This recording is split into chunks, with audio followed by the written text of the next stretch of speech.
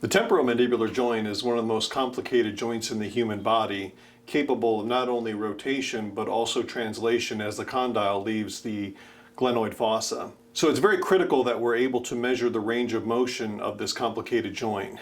One of the instruments that we utilize is this very convenient range of motion ruler made by Great Lakes Orthodontics. This allows us to measure not only the maximum opening, but also it has a lateral scale so we can measure right and left protrusion, and we can also measure right and left excursion as well. So let me show you how we do that. Let's first measure the patient's maximum opening. And the way that we'll do this first is with the understanding that we need to first add in the amount of overbite to the maximum opening. So the way that we can very quickly do that is just have the patient bite into their maximum intercuspation, and we can just place the edge of this range of motion ruler flat against the labial surface of the lower incisal edge and have the patient slowly open.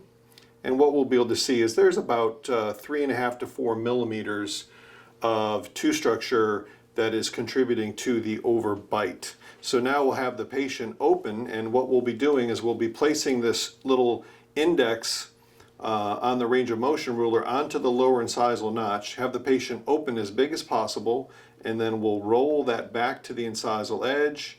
We measure 60 millimeters, and then we'll add 4 millimeters to the maximum opening. So in this case, the patient's maximum opening would be 64 millimeters.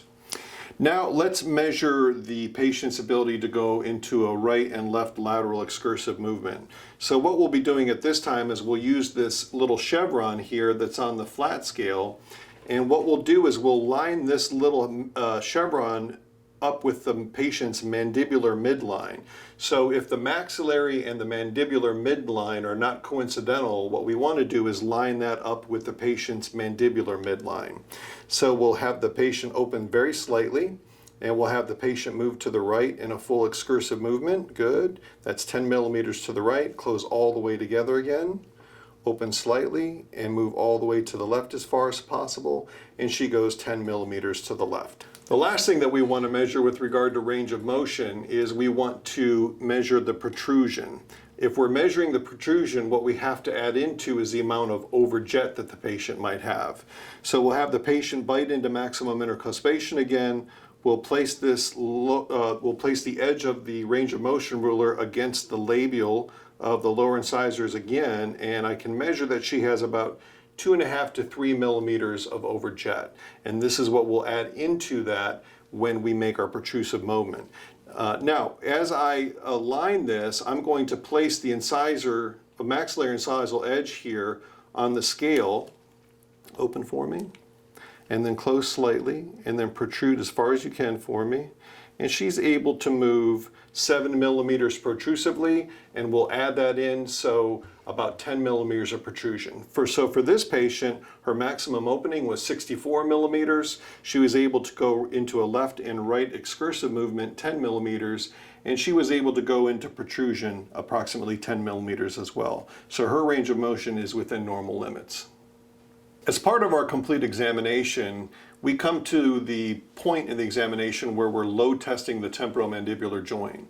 One of the things we need to realize is that the temporomandibular joint is a load-bearing joint, and it should be capable of having a great amount of force distributed within the joint without any signs of discomfort or tension from the patient. And to be able to load test the joint in a predictable manner, what we need to do is utilize what we call bimanual manipulation, which is a very simple clinical technique, but there are some incorrect things that we can do which may complicate the results that we're hoping to attain by load testing. So let me take you step by step through the process of load testing, show you the right way to do it, and also show you a few of the mistakes that dentists can make, which can make the procedure a little bit more complicated for them. The first thing that we want to do is we want to make sure that we're getting the patient reclined into a very level position. And the most important thing as we recline the patient is we want to make sure that as we position ourselves to begin bimanually manipulating, that our forearms are parallel to the ground. This is very important because our motion through bimanual manipulation and load testing is what we call a turning of the doorknob type of movement.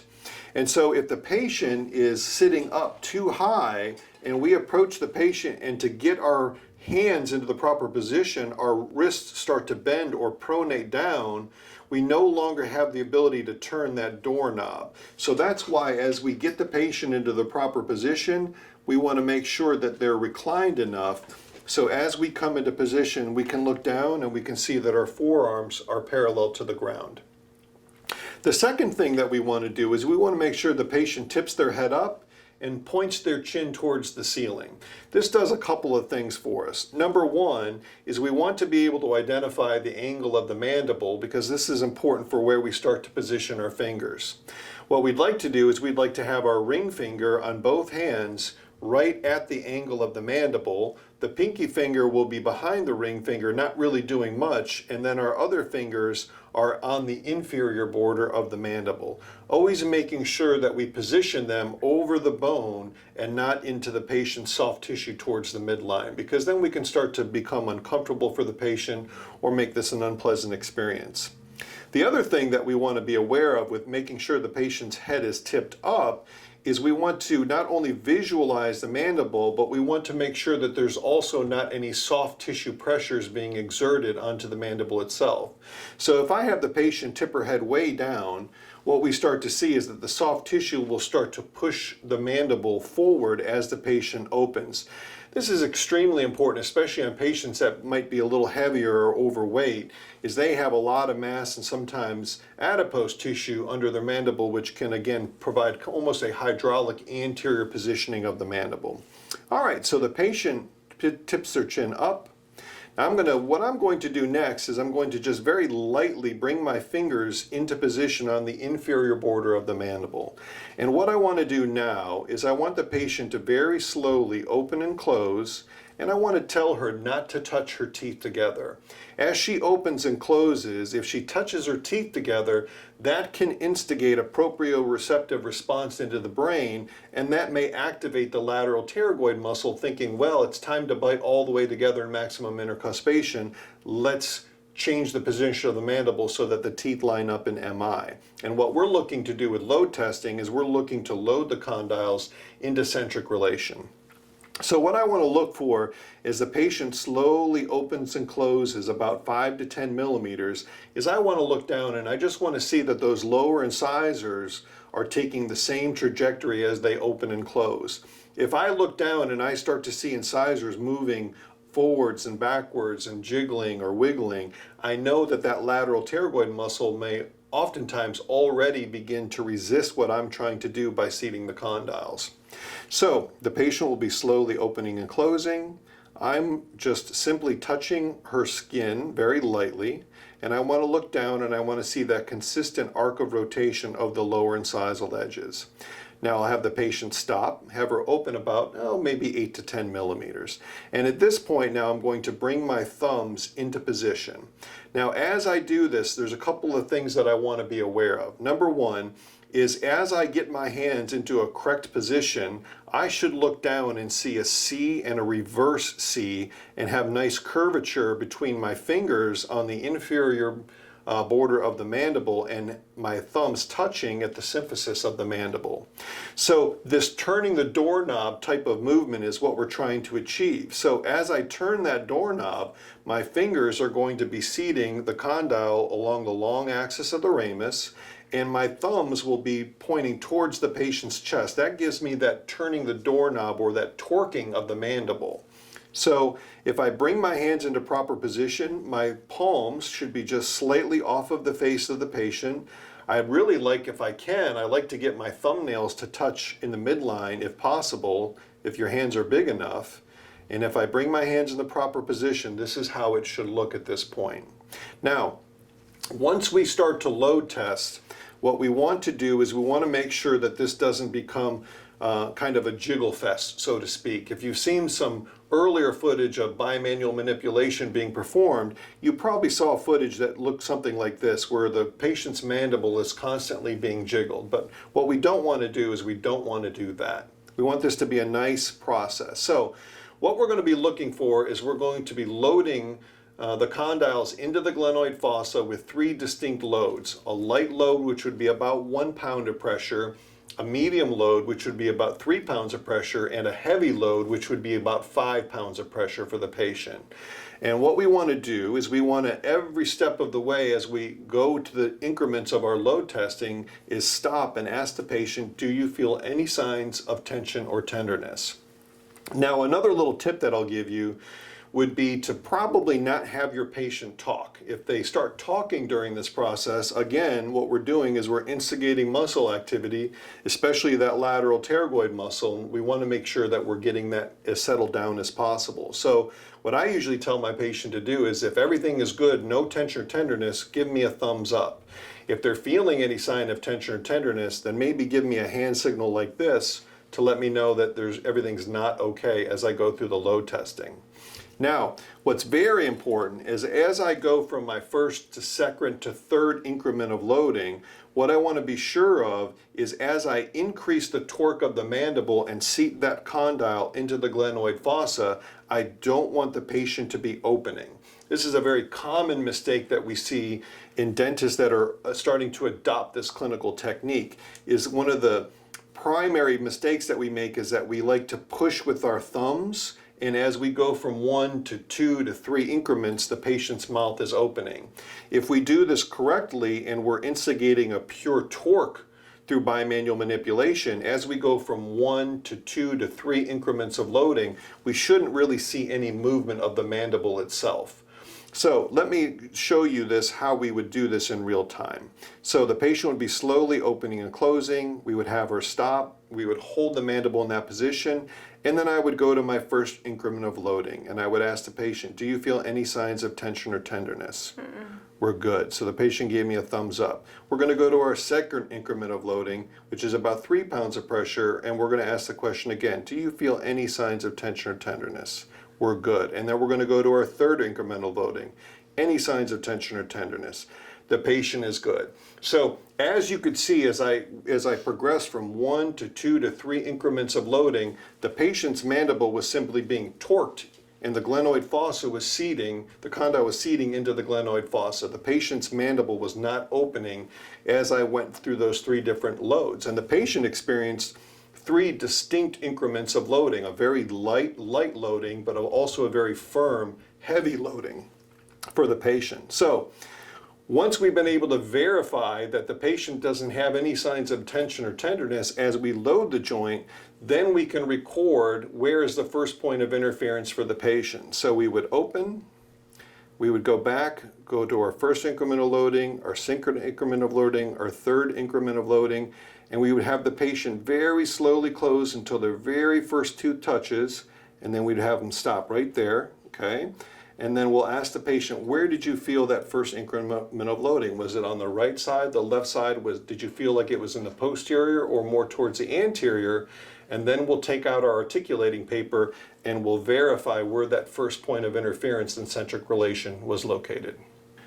Now that you're feeling more comfortable with the clinical technique of bimanual manipulation, let's work through a couple of the problem scenarios that we commonly see as dentists start to incorporate this clinical technique. We talked about it earlier in the video that the most common mistake is that the patient will be too high. And if the patient is positioned too high, our wrist can no longer pronate. And so what happens, instead of a turning the doorknob type of motion, we end up getting our upper body involved, and that usually results in us distalizing the mandible, or quite possibly we just turn this into a rodeo event for the patient. So instead of being a nice relaxing clinical procedure, we start to stress the patient out, we start to agitate the musculature, and the patient starts to resist what it is that we're trying to achieve. The second most common situation that we'll encounter is that we will have bad hand and thumb positions, and also the propensity that as we're nervous and we're learning a new clinical technique, is instead of keeping our fingers together on the inferior border of the mandible, our fingers start to become spread and our thumbs start to become flat on the patient's chin. And so instead of looking down and seeing a C and a reverse C, what we end up looking at is what I call our 2 ducks arguing at each other, as we start to get our fingers too far anteriorly and our thumbs too flat. This also usually results in the inability to turn or pronate our wrists, and we usually start to get the upper body involved as well. Another common problem that we see is that as you're getting your hands into position, you're looking around trying to see what it is that you're doing, and as that occurs, our palms of our hands and our arms, we start to chicken wing.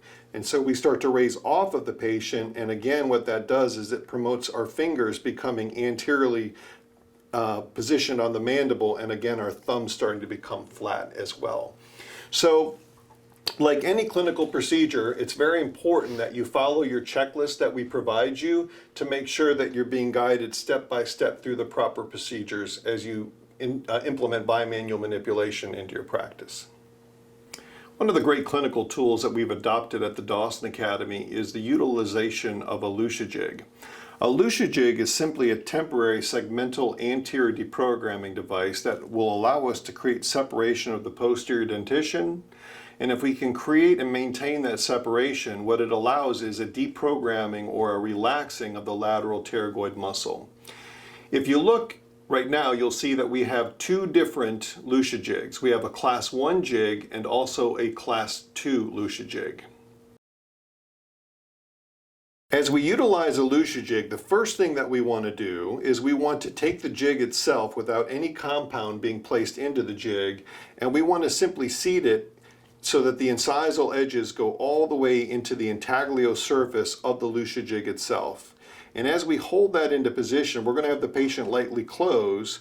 And what I'm looking for is the amount of interocclusal space, or the amount of space between the upper and lower molars, if that jig is fully seated. Now, understand that when we're recording centric relation using our Danar bite wax, we want to make sure that we at least have 2 to 3 millimeters of thickness of the wax material in the final bite.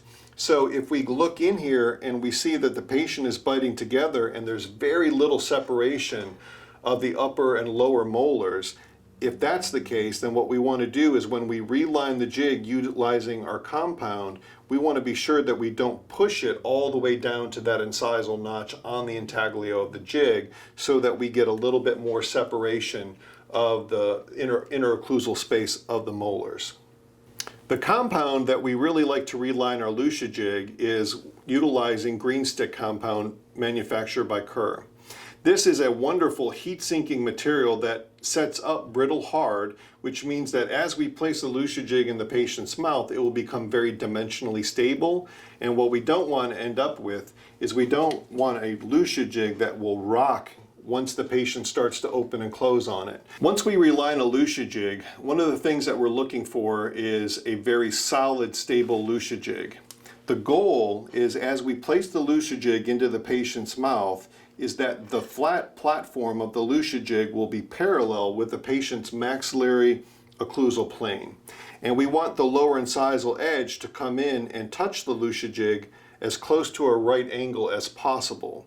What we don't want to do is we don't want to have the Lucia jig tipping to the distal or to the anterior, which would create a slide onto the Lucia jig itself. We want a very nice stable platform for the lower incisal edges to touch on that platform of the Lucia jig. So in other words, to make this nice and stable, we need to make sure that we have a compound in here which is dimensionally stable and very brittle hard. What we recommend using at the Dawson Academy is green stick compound manufactured by the Kerr Corporation. It's a wonderful, inexpensive material that is very easy and efficient to utilize, and also sets up very efficiently and very stable dimensionally. So as we start to heat the green stick compound, we want to make sure that we don't overheat the compound. It will easily drip, and it could also burn our patient. So as I lightly start to allow the heat to sink into this material, I just want to look at it, and when the material starts to fall over itself, that's when I know that the material is just about the right temperature. I'll take this material and I'll load it into the Lucia jig. And that's about all that I need, is just a little bit of material in there. Now, this material is still very hot, and I don't want to take it directly into the patient's mouth. So I'm going to give it a shake for about 4 or 5 seconds here, and just let the material start to set a little bit, so we don't want to do a hot vitality test on this patient. So another way that I'll know that it's set is as I start to touch this with my gloves, it's not turning into a stringy compound. It's starting to cool enough. It's still very soft, but I'm not in a big rush. So once I place this into the patient's mouth, I'm going to tell them it's going to be a little bit warm for a second. And I'm going to make sure that it's parallel to the patient's maxillary occlusal plane. I'm going to have the patient very lightly close, and I want to see that I have a nice perpendicular stop on there. Good, open for me. And then I'm going to just lightly spread and create some anterior stabilization wings of my green stick compound on the Lucia jig. At this point, I'm going to spray a little water, and I'm going to cool the compound.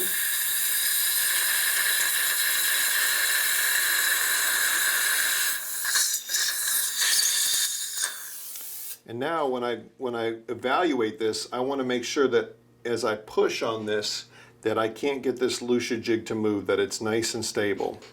That the patient will close on this, and I have a nice perpendicular stop on there, and I have about 3 to 4 millimeters of interocclusal space between the molars. So once our Lucia jig is in place, we want to allow the Lucia jig to do its job, which is to deprogram the lateral pterygoid muscle. One way that we can encourage this is we can have the patient to bite on the Lucia jig and slide forwards and backwards and tap, tap, tap. Forwards and backwards and tap, tap, tap. What we're doing is we're basically proving to the lateral pterygoid muscle that the posterior dentition is no longer a factor. And it's really amazing. In just usually 4 to 5 and sometimes as long as 10 minutes, that lateral pterygoid muscle can become very relaxed, and now we can very predictably record centric relation utilizing the Lucia jig.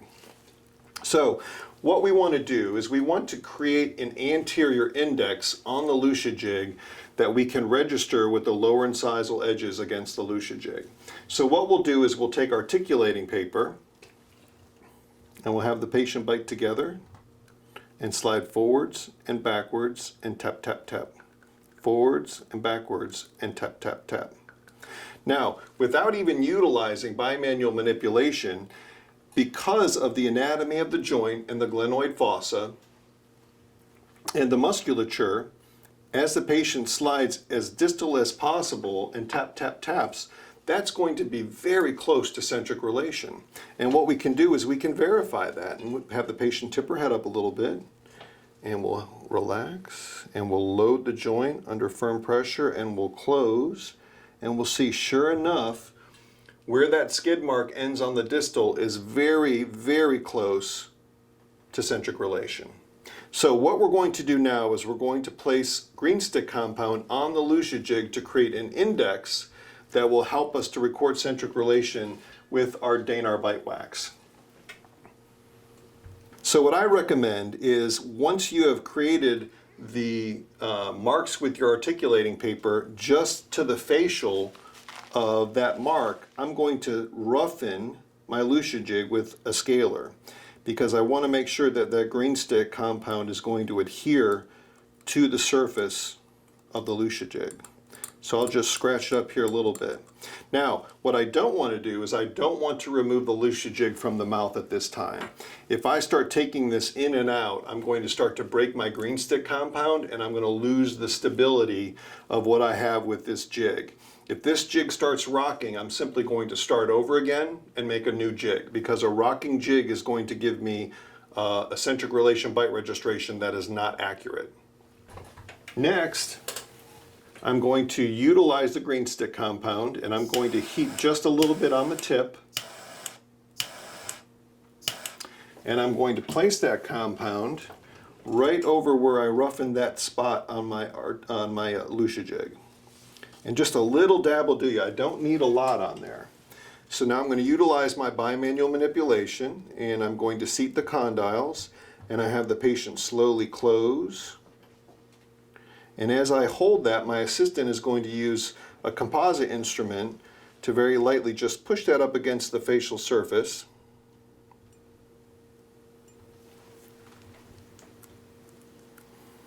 Okay, and then we're going to put a little water on this to chill that. And open.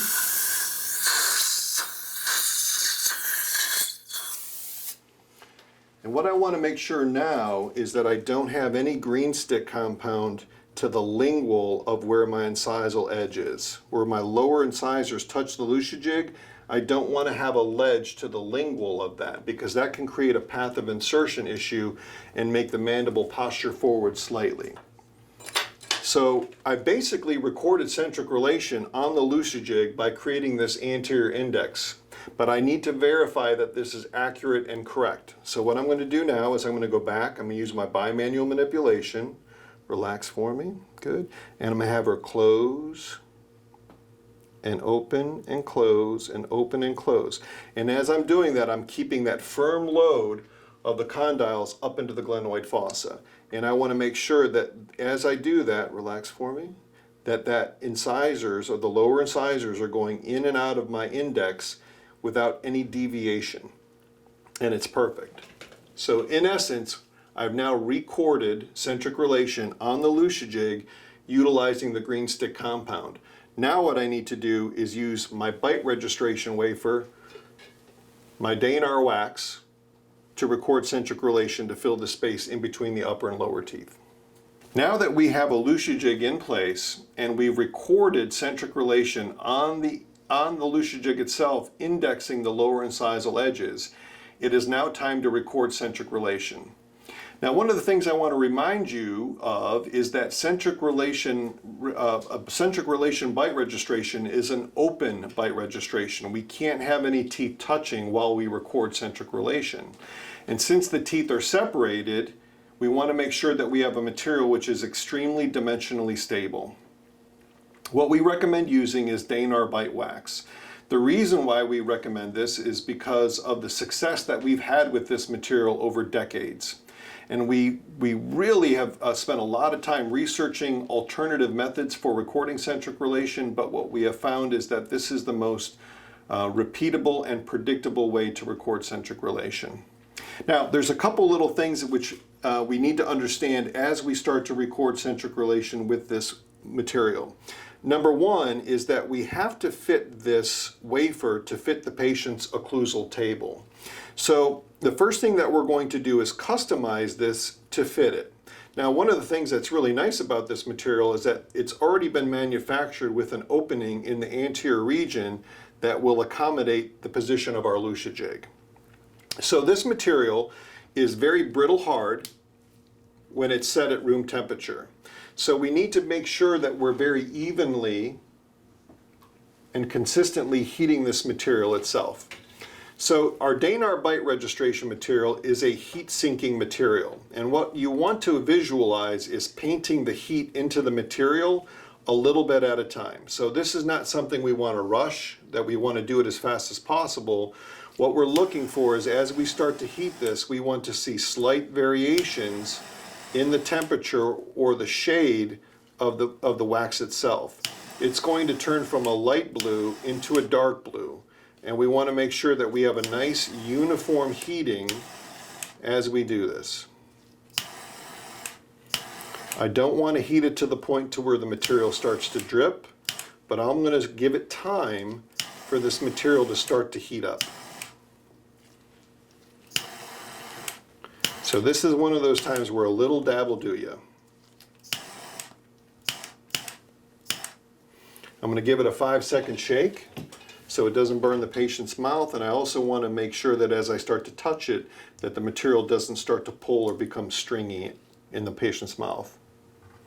So as I bring this to the mouth, I'm going to line this up so that it's on the distal of the canines in the anterior, centered over the patient's occlusal table, and I'm going to take my fingers over the occlusal table and I'm going to press and roll to the buccal.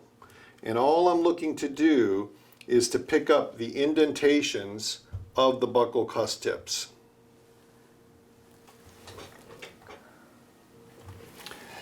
Then I'm going to take scissors and I'm going to bevel these towards the mandibular teeth and trim this right down the middle of the buccal cusp tips, making sure I curve it back towards the anterior, beveling it so that I have a tooth-wax tooth relationship.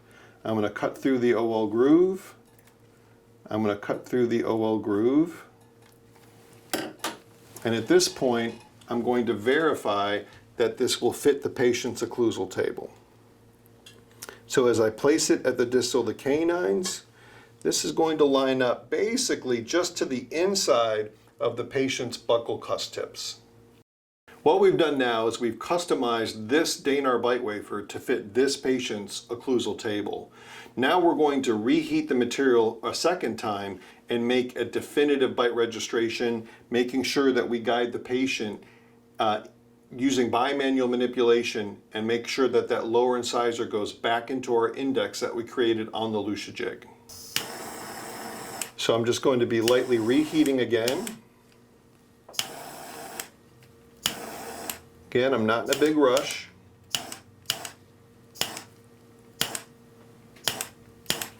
You can see that all of my indentations that were made on the maxillary side have disappeared. Now I want to make sure that I keep track of which side was my maxillary and which was my mandibular to make sure that my bevel is staying incorporated into this.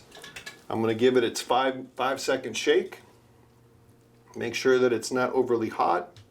I'm going to bring it back in, tip your head a little bit. I'm going to bring it back into the patient's mouth, distal of my canines, get it into position, and then I'm going to have the patient lightly close, and I'm going to guide them, close, squeeze, squeeze, squeeze, into my index, going firmly all the way down, and then I'm going to be pushing from the buccal to make sure that I have tooth, wax, tooth. I don't want any spaces.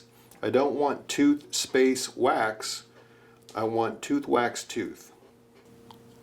Once that's in place, I'm going to come in here and I'm going to chill the wax with a little bit of water.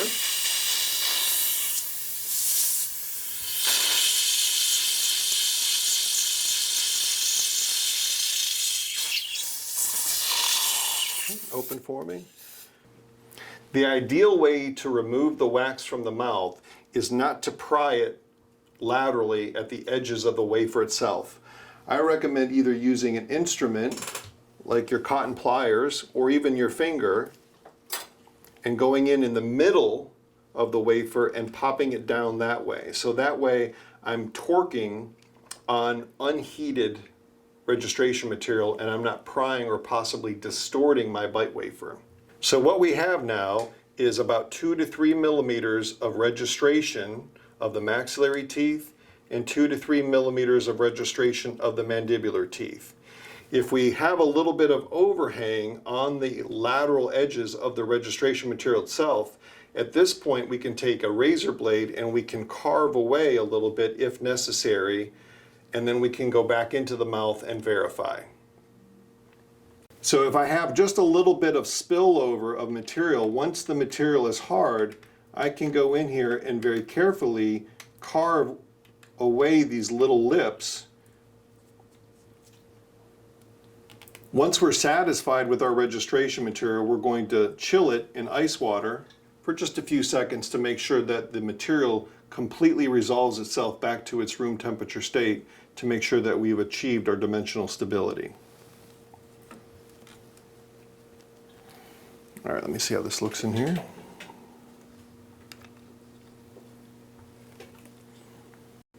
Once we've chilled our CR bite record, it's now important to take it back into the mouth to verify that we have achieved what it is that we're looking for. So the first thing that we want to do is we want to go in the mouth and we want to make sure that we, against the maxillary teeth, that we see tooth wax all around. I also want to make sure now that as I press on the left side or the right side, that registration is not rocking on me. I want to do the same thing from anterior to posterior. If I push anterior to posterior, is it staying seated against the maxillary teeth? So this looks perfect, exactly what we would like to see. Now we're going to have the patient relax. I'm going to use bimanual manipulation again, and I'm going to have her slowly close into the material again. And what I'm looking for is I want to make sure that those mandibular teeth are going into the registration and are going in without any deflection, and that everything is seating into it passively. And I can verify that multiple times in making sure that I'm using my bimanual manipulation. Open and close, open and close. Beautiful, nice and solid. The last thing that I want to verify as I look from the lateral is that I see tooth, wax, tooth on the mandibular teeth as well. Tooth, wax, tooth. And once I've done that, I've known I have recorded a great centric relation bite record, which is dimensionally stable. I'll take this out of the mouth and I'll store it back in the cup of water, and we'll go into the laboratory to mount it.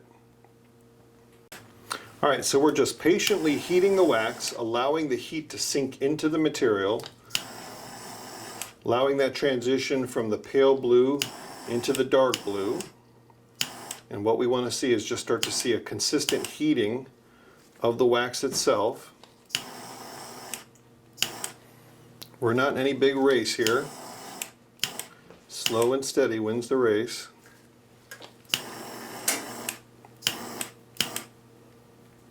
We see a nice even heating of the Danar bite wax as we go from the light to the dark blue. That's consistent on both sides.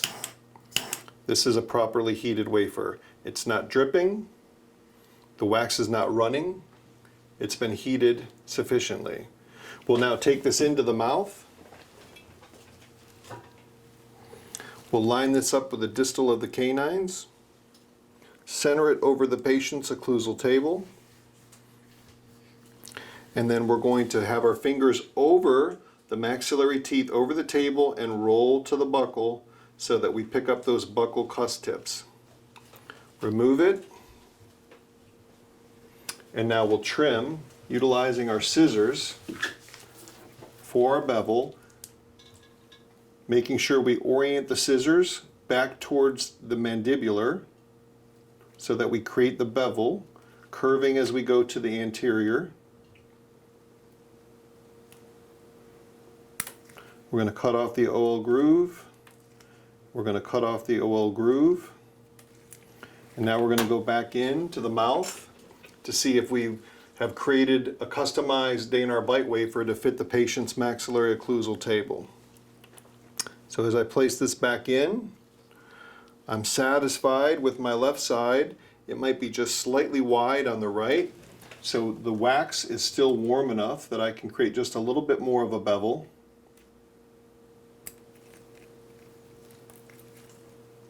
Just a little bit more of a bevel. And you can see just how long this wax stays warm, where you can still manipulate it and cut it without shattering the material itself. Let's come back to the mouth and we'll re-verify that we're happy with the size and customization of our Danar bite wafer. I like it. So now we'll go in, we'll do a definitive heating of the wax. Again, it's still a little bit warm, so you can see it didn't take very long for that blue color to come back out of the wax. Didn't take much at all. My maxillary indentations have completely disappeared. I want to make sure I remember which was the maxillary and which was the mandibular so that I have my bevel oriented correctly. We'll take this back into the mouth. Distal of our canines. Center it in our occlusal table.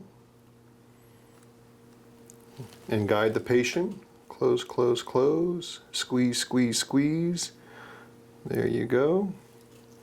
And we'll go in from the lateral and we'll make sure we don't have any spacing. We want tooth, wax, tooth.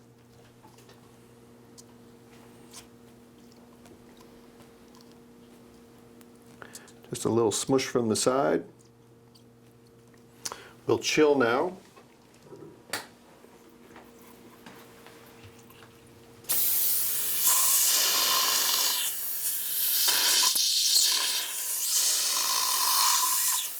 Have the patient open, and we'll start from the middle to pry that loose. One of the main things that we want you to do as you're taking your centric relation bite records is to make sure that you're customizing the size of your Danar bite wafer, so that way when you're making your definitive bite registration, you're only having one set of cusp tips of the maxillary teeth and one set of cusp tips of the mandibular teeth in your registration. By taking your bite wafer and going in and out of the mouth and creating multiple bites and then trimming, what we found is that most dentists end up creating multiple cuspal indentations into the bite wafer, and then that creates a problem for you as you go into the laboratory phase, as you're unsure of which cusp tips are the correct ones as you mount your case in centric relation. We hope this helps. Let me show you a very common mistake that dentists make when they start to utilize the Danar bite registration material to take centric relation bite records. The most common mistake that we see is that the wafer itself will start to become warped because of irregular or incorrect positioning of the fingers as you start to customize the size of the wafer to fit the patient's mouth. So we would go through this just the same way that we've done, is we'll heat up our wafer. And what I'm going to do is I'm going to overheat this a little bit, which is pretty common as people start to utilize this material.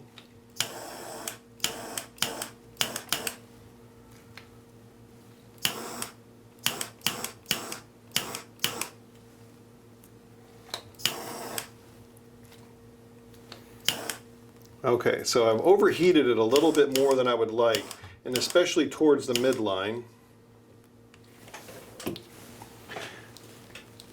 So the mistake that occurs in this scenario is that the wafer is placed into the patient's mouth, and instead of positioning your fingers over the maxillary teeth, you end up positioning it more over the palate, and as you make your indentations, what we start to see is a U shape because the fingers were placed over the midline of the palate. And what this creates now is having this bevel in there, it allows us to pick up the soft tissue now to the lingual of those maxillary molars. And this creates a big problem for us, not necessarily while we're taking the bite registration, but it creates a problem for us once we get into the laboratory. Because soft tissue in the mouth will compress, but once we get into the laboratory phase, the soft tissue on the model will not compress. So by creating that U-shaped bevel that is commonly seen by putting your fingers into the incorrect position, you'll start to register soft tissue, and now your bite registration, when you go into the laboratory, it will no longer seat on the models. A common clinical dilemma that you might find yourself in is when the Danar bite wax is not thick enough. There's going to be times when even if you position the Lucia jig into an idealized space or idealized place, the space between the upper and lower molars is still too great and the wafer is not thick enough. Let me show you a workaround if you run into this scenario. The first thing to do is take some of your trimmed Danar bite wax, or even break a piece, and you want to hold this and heat the wafer so that it starts to drip into the position on the wafer that you want to increase the thickness. Now you want to be careful when you're doing this. It's really easy to set your operatory tray on fire or to get too close to your fingers. But as I lightly heat this and drip it, I'm just able to increase the thickness of the wax itself by 2 or 3 millimeters.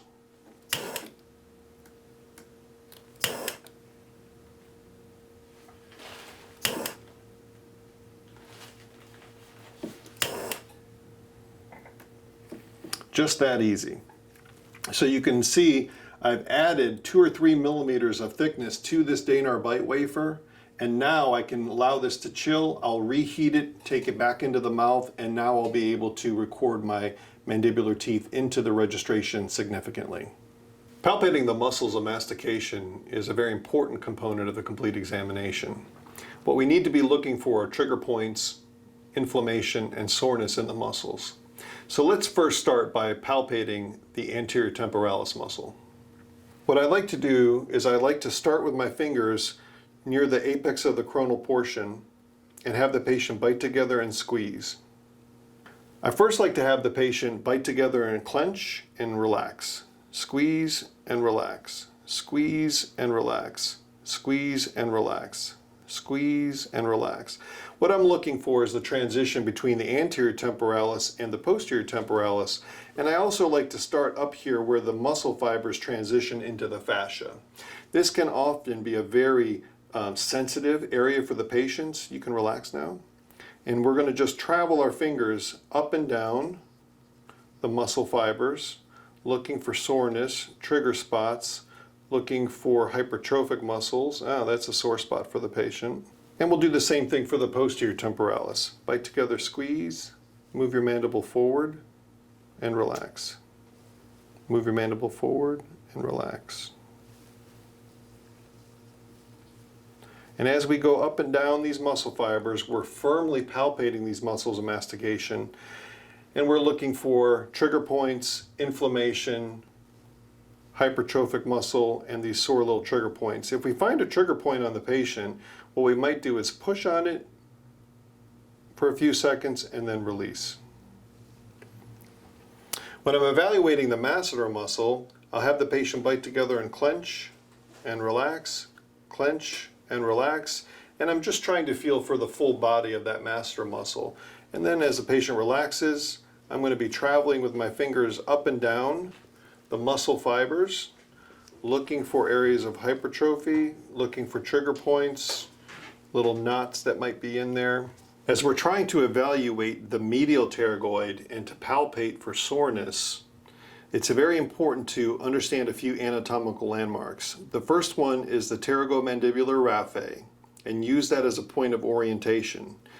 What you want to do next is use your index finger and travel parallel with the patient's posterior occlusal plane.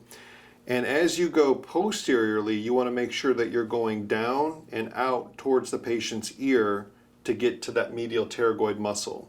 If we do this correctly, we will not instigate a gag reflex from the patient, and we'll be able to go in there and palpate with our finger that medial pterygoid muscle. So as I go in, I'm going to go down and hook towards the ear into where I can feel the muscle fibers of the medial pterygoid.